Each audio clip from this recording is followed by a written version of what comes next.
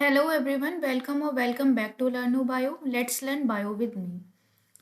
कल के लेक्चर में हम लोगों ने इन्वर्टेब्रेट्स के क्लासिफिकेशन को पढ़ा था, ठीक है? अब क्लासिफिकेशन में हम लोगों ने क्या पढ़ा था कि टोटल हमें मेजर 11 फाइलम मिलते हैं इन्वर्टेब्रेट्स में। तो जो हमारा पहला फाइलम था वो था प्रोटोजोआ। तो आज हम लोग एक-एक करके फाइलम्स को पढ़ेंगे। तो पहले फाइलम प्रोटोजोआ से हम शुरुआत करते हैं, ठीक है? तो प्रोटोजोआ की कुछ-कुछ चीज़ें हम लोगों ने कल पढ़ ली थी कि प्रोटोजोआ वर्ड का मतलब होता है 2 वर्ड से मिलके बना है प्रोटो और ज़ोआ। प्रो वर्ड जब भी आता है तो उसका मतलब होता है सबसे पहले, ठीक? और ज़ोआ वर्ड्स मतलब ज़ून से मिलके बना है, इसका मतलब होता है एनिमल्स। तो वो एनिमल्स जो सबसे पहले आते हैं उनको हम क्या बोलते हैं? प्रोटोजोआ। अब शुरू करते हैं। तो अर्न्स्ट हैकेल करके एक बॉटनिस्ट थे, उन्होंने एक थर्ड किंगडम प्रपोज किया जिसका नाम था प्रोटिस्ट, ठीक है? अब जो ये प्रोटिस्टा है, ये ग्रीक वर्ड प्रोटिस्टोस से मिलके बना है, जिसका मतलब होता है फर्स्ट ऑफ ऑल, ठीक है? तो यही चीज़ मैंने यहाँ पे आपको बताई थी कि वो एनिमल जो सबसे पहले आते हैं उनको हम प्रोटोज़ोआ बोलते हैं और इसीलिए इनका नाम क्या पड़ गया? प्रोटोज़ोआ। अब पहले क्या था कि जब क्लासिफिकेशन हुआ था एनिमल्स का, तो ऑर्गेनिज़्म का, तो सिर्फ एनिमल और प्लांट्स करके 2 किंगडम बनाए थे। लेकिन कुछ-कुछ ऑर्गेनिज़्म ऐसे होते हैं जो ना एनिमल में लाई करते हैं ना प्लांट में, ठीक है? उनमें कुछ कैरेक्टर एनिमल के होते हैं, कुछ कैरेक्टर प्लांट्स के होते हैं। तो उनके लिए एक डिफरेंट फाइलम बनाया गया, किंगडम बनाया गया जिसको हम क्या बोलते हैं? प्रोटिस्टा, ठीक है? अब उसके बाद इस प्रोटिस्टा के ही अंदर क्या आते हैं? प्रोटोज़ोअन्स। अब ये क्या है? सिंगल सेल्ड यूकेरियोटिक ऑर्गेनिज़म्स हैं, ठीक है? कैसे होते हैं? सिंगल सेल्ड होते हैं और कैसे होते हैं? यूकेरियोटिक।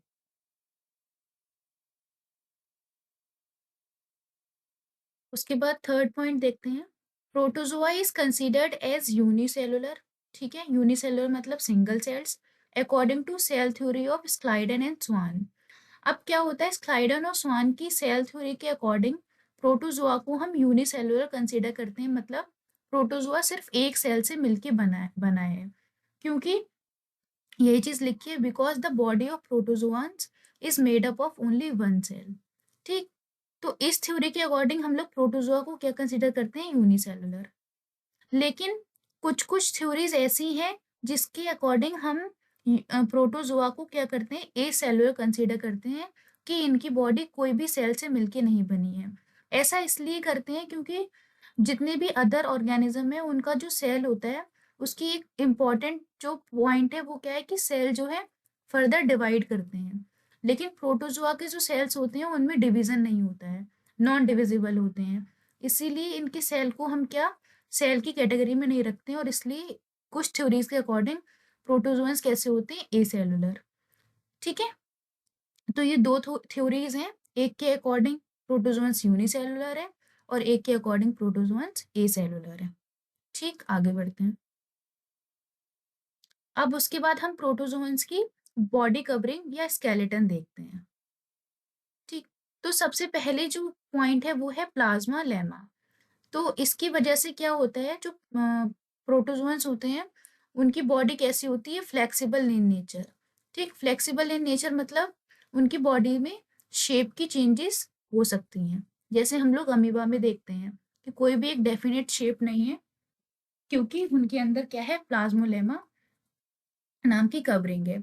तो जो प्रोटोजोअन्स होते हैं उनकी बॉडी एक थिन प्लाज्मा मेम्ब्रेन से कवर्ड होती है, जिसको हम क्या बोलते हैं? प्लाज्मा लेमा, ठीक है? अब ये जो प्लाज्मा लेमा है इसकी वजह से इनकी बॉडी कैसी है? फ्लेक्सिबल है और इनके पास कोई भी डेफिनेट शेप नहीं है। ये क्या है? Non definite in shape.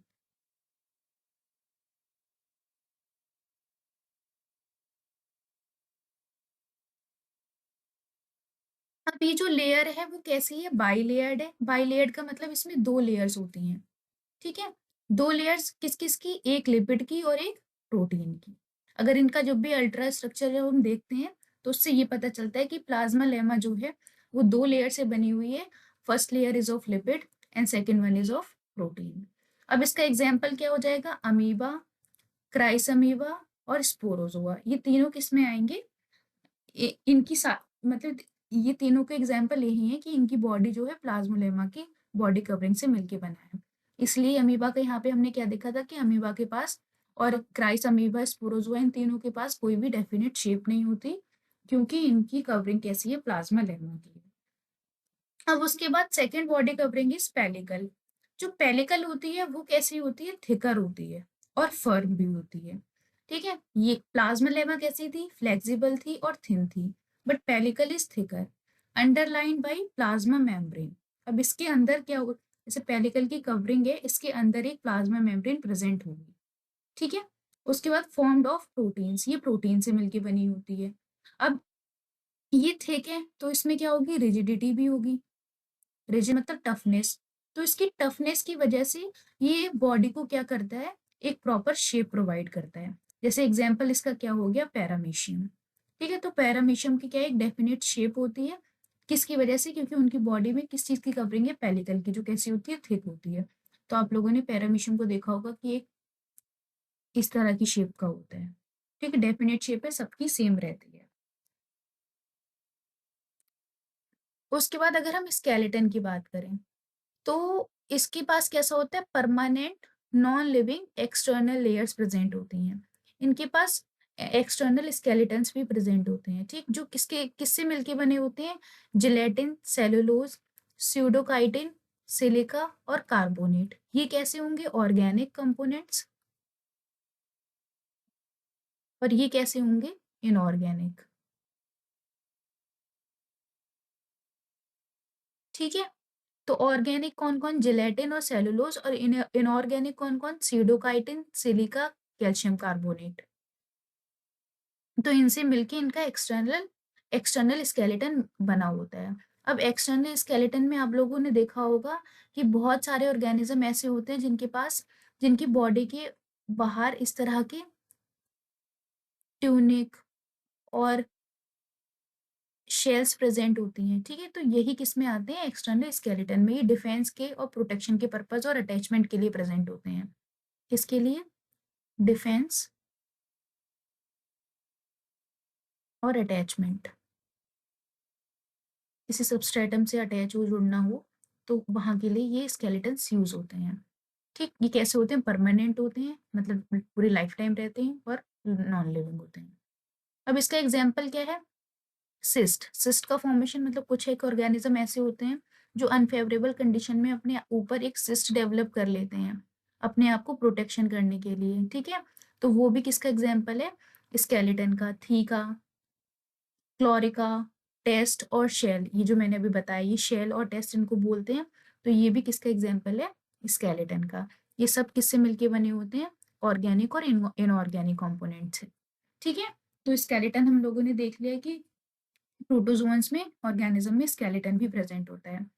अब एक एक करके हम स्केलेटन को पढ़ते हैं। तो सबसे पहला क्या था? सिस्ट। अब सिस्ट क्या होते हैं?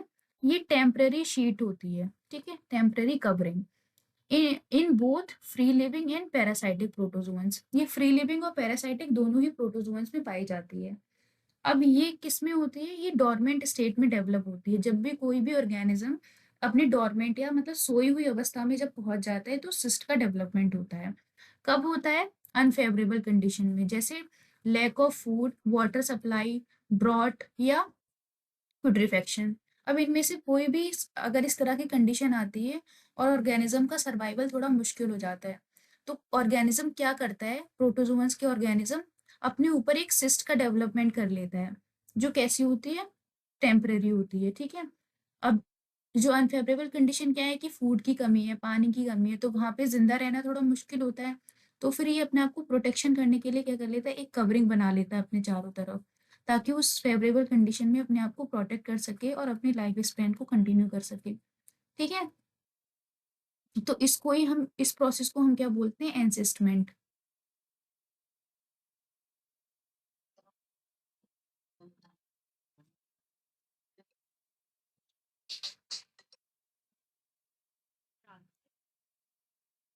ठीक है, तो इस प्रोसेस को हम क्या बोलेंगे? एंसिस्टमेंट। तो यही एंसिस्टमेंट का फॉर्मेशन प्रोटोजोन्स में अनफेवरेबल कंडीशंस में देखा जाता है। ठीक है, तो ये किसका एग्जाम्पल है, स्केलेटन का। बट ये टेम्परेरी होता है, जैसे ही फेवरेबल कंडीशन आती है सिस्ट ब्रेक हो जाती है और ऑर्गेनिज्म बाहर निकल आता है। ठीक है, तो एक प्रोटेक्शन टाइप की कवरिंग बना लेता है, बेसिकली ऐसा है। अब उसके बाद सेकंड जो है वो है थीका। थीका किस में होता है, डाइनोफ्लैजिलेट्स में एक सेलुलोज का कोटिंग हो जाता है जिसको हम थीका बोलते हैं। अब इस ये क्या करता है, एक डेफिनेट पैटर्न शो करता है कि इनकी जो फॉर्मेशन होती है वो डेफिनेट पैटर्न की होती है कि इस पैटर्न की सब में सेम दिखाई देगी। उसके बाद जो थर्ड है वो है शेलो टेस्ट। अब सेलो टेस्ट क्या होते हैं, ये बॉडी से इनका कांटेक्ट थोड़ा लूज रहता है। ठीक है, और ये किससे बने होते हैं, काइटिनस सब्सटेंस से, काइटिन से। अब देखो, ये यूग्लीफा करके एक ऑर्गेनिज्म है जिसकी बॉडी के ऊपर ये आपको सिलेशियस, सिलेशियस मतलब सिलिका के बने हुए, ठीक, सिलिका के बने हुए शेल्स दिखाई देंगे, ये नुकीले दिख रहे हैं आप।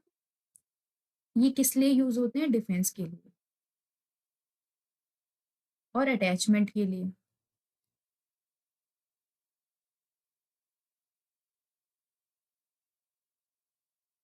ठीक है, तो ये यूग्लीफा में हमें कहाँ क्या देखने को मिलता है, टेस्ट और शेल्स। ठीक है, ये चीज कंप्लीट हो गई, अब आगे बढ़ते हैं। अब उसके बाद हम देखते हैं कि प्रोटोजोन्स में न्यूक्लियस किस किस तरह का होता है। तो प्रोटोजोन्स में न्यूक्लियस प्रेजेंट होता है। ठीक है, ये चीज है कि यहाँ पे ये प्रेजेंट है। उसके बाद second point is Mastigophora, Sarcodina, Sporozoa have single और मल्टीपल न्यूक्लियाई। ठीक, तो मेस्टिगोफोरा, सार्कोडीना और स्पोरोजोआ में एक भी न्यूक्लियस हो सकता है या एक से ज्यादा भी हो सकते हैं। ठीक, जो कैसे होते हैं, आइडेंटिकल इन स्ट्रक्चर और फंक्शन, जिनका स्ट्रक्चर भी सेम होता है और फंक्शन भी सेम होता है। पर जो सीलिएटा होते हैं उनमें दो टाइप के न्यूक्लियस प्रेजेंट होते हैं। पहला कौन, मैक्रोन्यूक्लियस, और सेकेंड इज माइक्रोन्यूक्लियस। ठीक है, अब मैक्रो माइक्रो से ही समझ में आ रहा है कि एक न्यूक्लियस बड़ा है और एक न्यूक्लियस छोटा है। अब जो मैक्रो न्यूक्लियस होता है, अब यहाँ पे ऊपर मेस्टेगोफोरा, सार्कोडीना और स्पोरोजोआ, इन तीनों में तो जो न्यूक्लियस प्रेजेंट होंगे वो, मान लो अगर तीन न्यूक्लियस प्रेजेंट है तो तीनों सेम स्ट्रक्चर और सेम फंक्शन के होंगे। लेकिन अगर हम सीलिएटा का बात करें, जहाँ पे लोकोमोटिव ऑर्गन क्या होता है, सीलिया, अगर उन उन ऑर्गेनिजम्स की हम बात करें तो उनके पास दो टाइप के न्यूक्लियस होंगे जिनका स्ट्रक्चर भी अलग होगा और फंक्शन भी। तो पहला इज मैक्रो, मैक्रो मतलब जो थोड़ा साइज में बड़ा है, उसको, वो उसका जो फंक्शन होगा वो क्या होगा, वो ये मेटाबॉलिक एक्टिविटीज को संभालेगा। ठीक है, लेकिन जो माइक्रो न्यूक्लियस होगा वो क्या करेगा, सेक्सुअल रिप्रोडक्शन करेगा। ठीक है, तो ये चीज थोड़ी इंपॉर्टेंट हो जाती है कि माइक्रो न्यूक्लियस का क्या काम होता है और मैक्रो न्यूक्लियस का। तो micro nucleus is involve in sexual reproduction and macro nucleus is involve in metabolic activities. मतलब सेक्सुअल एक्टिविटीज के अलावा जो भी बॉडी में एक्टिविटीज हो रही है उन सबको कौन संभालेगा, मैक्रो न्यूक्लियस, और बाकी रिप्रोडक्शन वाली एक्टिविटीज को कौन संभालेगा, माइक्रो न्यूक्लियस। अब सीलिएटा का एग्जाम्पल है पैरामीशियम फॉडेटम। अब इसमें हम लोग देखेंगे कि इसके पास दो तरह के न्यूक्लियस होते हैं, first one is macro nucleus and second one is micro nucleus. अब मैक्रो न्यूक्लियस कैसा होगा, सोमैटिक, क्योंकि ये कैसा है, को रिप्रोडक्टिव ऑर्गेन, जो भी रिप्रोडक्टिव एक्टिविटीज है उनके अलावा जो अदर एक्टिविटीज है उनको संभाल रहा है। इसको हम, इसलिए हम इसको क्या बोलेंगे, सोमैटिक। लेकिन जो माइक्रो न्यूक्लियस है ये क्या करेगा, सेक्सुअल रिप्रोडक्शन को संभालेगा।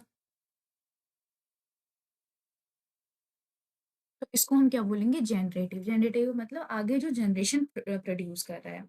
ठीक, तो ये केस ये क्या है, न्यूक्लियस में वेरिएशन है जो प्रोटोजोआ में प्रेजेंट होते हैं। उसके बाद हमारा जो नेक्स्ट टॉपिक है वो है लोकोमोशन इन प्रोटोजोआ। अब अगर प्रोटोजोआ की लोकोमोशन की बात करें, लोकोमोशन मतलब मूवमेंट, कि जो ऑर्गेनिजम्स होते हैं प्रोटोजोआ के वो मूवमेंट कैसे करते हैं। तो इनके पास स्यूडोपोडिया, फ्लैजेला, सीलिया और पेलिकुलर कॉन्ट्रेक्टाइल स्ट्रक्चर्स प्रेजेंट होते हैं फॉर मूवमेंट। ठीक है, तो ऑर्गेनेल्स की बात करें तो ये फर्स्ट, सेकंड, थर्ड, फोर्थ, चार ऑर्गेनेल्स प्रेजेंट होते हैं, स्यूडोपोडिया, फ्लैजेला, सीलिया और पेलिकुलर कॉन्ट्रेक्टाइल स्ट्रक्चर्स। ठीक है, अब हम अगर स्यूडोपोडिया की बात करें तो स्यूडोपोडिया जो वर्ड है वो दो वर्ड से मिलके बना है, स्यूडो प्लस पोडिया। तो स्यूडो वर्ड जहां पे भी आएगा उसका मतलब हो जाएगा फॉल्स, पोडिया का मतलब होता है फीट। तो pseudopodia is basically false feet, ठीक, formed by streaming flow of cytoplasm. अब क्या होता है, कोई भी ऑर्गेनिज्म है, इसके अंदर ये सेल के अंदर न्यूक्लियस और सेल वॉल के बीच में साइटोप्लाज्म भरा है। अब इसमें क्या होता है, स्ट्रीमिंग फ्लो होता है कि सारा का सारा साइटोप्लाज्म बह के एक तरफ आ गया। ठीक है, तो ये क्या करते हैं, ये जो सेल वॉल है वो इस तरह से, अब पीछे हमने पढ़ाई था कि फ्लेक्सिबल होती है। ठीक है, तो फ्लेक्सिबल होती है तो जो चेंज है शेप में, जो चेंज है वो पॉसिबल होता है आराम से, कोई डेफिनेट शेप तो इनके पास है नहीं। तो जब ये सारा बह के इस तरफ आ गया तो इनकी सेल वॉल ने यहाँ से चेंज होके इस तरह से शेप ले ली। ठीक है, अब इसको ही हम क्या बोल देंगे, सीडोपोडिया।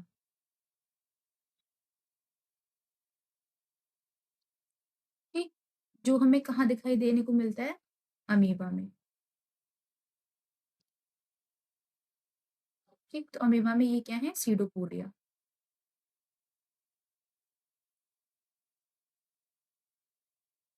अब सीडोपोडिया कैसे होते हैं, चार तरह के होते हैं, लोबोपोडिया, फिलोपोडिया, रेटिकुलोपोडिया और एक्सोपोडिया। ठीक है, तो अमीबा में जो प्रेजेंट होता है वो होता है लोबोपोडिया, और यूग्लीफा में प्रेजेंट होता है फाइलोपोडिया, और गोबीजेरेना में ये प्रेजेंट होता है रेटिकुलोपोडिया। उसके बाद एक्टिनोस्फेरियम में प्रेजेंट होता है एक्सोपोडिया। ठीक, तो आपको सिर्फ यहाँ तक याद रखना है अमीबा तक, कि अमीबा में जो सीडोपोडिया प्रेजेंट होता है वो कैसा, किस टाइप का होता है, लोबोपोडिया टाइप का। अब देखो ये अमीबा है हमारा, और इसके बाद की साइटोप्लाज्म एक का एक तरफ फ्लो हो गया तो इनकी बॉडी जो है इस तरह से चेंज हो गई और यहाँ पे एक सीडोपोडिया फॉर्म हो गया। अब ये जो सीडोपोडिया होगा वो फूडिंग, मतलब फूड भी लाएगा और उसके बाद लोकोमोशन भी करेगा। ठीक, तो इसके दो फंक्शन हो गए, फीडिंग और लोकोमोशन। ठीक है, इन मतलब, तो ऐसे ही आता है कि कौन सा ऑर्गेनिज्म अपने पैरों से खाना खाता है, तो वो ऑर्गेनिज्म क्या है, अमीबा। ठीक, उसके बाद फिलोपोडिया किस में प्रेजेंट होते हैं, यूग्लीफा में। तो यूग्लीफा में इस तरह के प्रेजेंट होते हैं। ठीक, तो ये समझ में आ गया होगा आराम से कि लोकोमोटर ऑर्गेनल किस किस तरह से प्रेजेंट होते हैं। उसके बाद सेकेंड हमारा लोकोमोटर ऑर्गेनल है फ्लैजेला। ठीक, ये मोस्टली किस में होता है, फ्लैजिलेट प्रोटोजोअन्स में, जैसे एग्जांपल हो गया यूग्लिना और ट्राइपैनोसोमा। तो यहाँ पे मूवमेंट किससे होता है, फ्लैजिला के थ्रू। अब यहाँ पे देखो, ट्राइकोमोनास का फ्लैजिला इस तरह से होता है, ठीक है, और यूग्लिना का फ्लैजिला इस तरह से होता है। इन्हीं के थ्रू मूवमेंट करता है ऑर्गेनिज्म। उसके बाद अगर हम सीलिया की बात करें, तो सीलिया कैसा होता है, short hair like structure that extend from the surface of many eukaryotic cell। ठीक है, तो इसीलिए कैसा होता है, बहुत छोटा हेयर लाइक स्ट्रक्चर होता है जो यूकैरियोटिक सेल्स की सरफेस से एक्सटेंड होता है। उसके बाद ये बहुत सारे बायोलॉजिकल एक्टिविटीज में भी इन्वॉल्व होता है,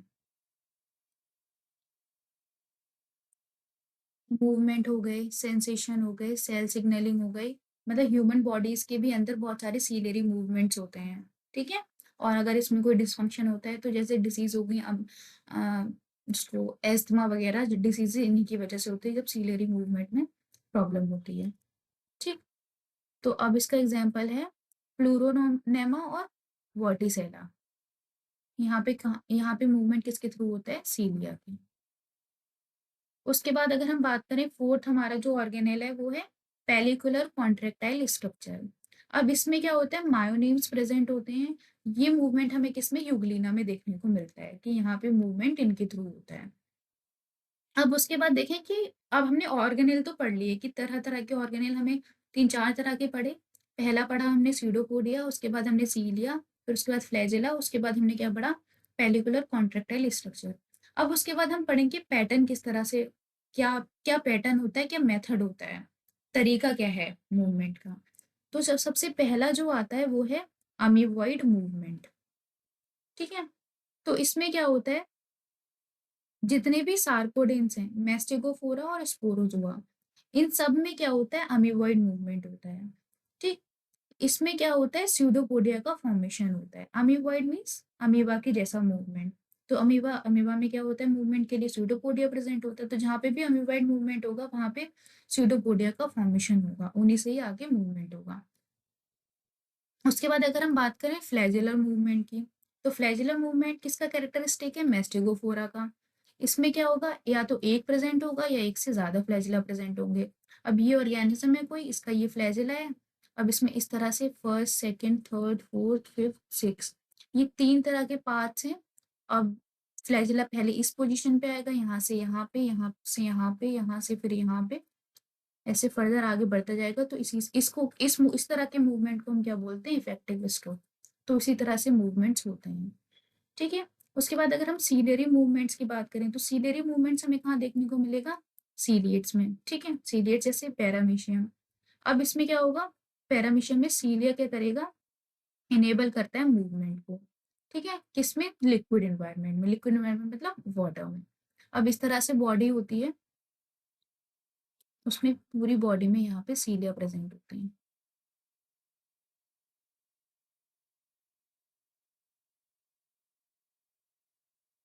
इन्हीं सीलिया के थ्रू मूवमेंट होता है, ठीक।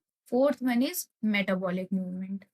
अब कुछ फ्लैजिलेट्स में क्या होता है, फ्लैजिलेट्स में स्पेशली स्पोरोजोन्स में, जहाँ पे स्पोर्स प्रेजेंट होते हैं, ग्लाइडिंग, रिगलिंग और पेरिस्टाल्टिक मूवमेंट होता है उन ऑर्गेनिज्म में, जिसको हम क्या बोलते हैं, ग्रेगेराइन मूवमेंट भी बोल देते हैं, ठीक है। तो ये 4 तरह के मेथड्स हैं मूवमेंट के। अब हमारा ये ऑलमोस्ट मतलब जनरल कैरेक्टरिस्टिक का मोस्टली पार्ट हमने कवर कर लिया है। अब इसमें सिर्फ हमारा न्यूट्रिशन बचा है, ठीक है, उसको हम अगले लेक्चर में कवर करेंगे। अगर यहाँ तक आपको कोई भी प्रॉब्लम है, आप कमेंट में मुझसे पूछें। बाकी हम जो नेक्स्ट है न्यूट्रिशन इन प्रोटोजोआ, वो हम नेक्स्ट लेक्चर में कवर करेंगे।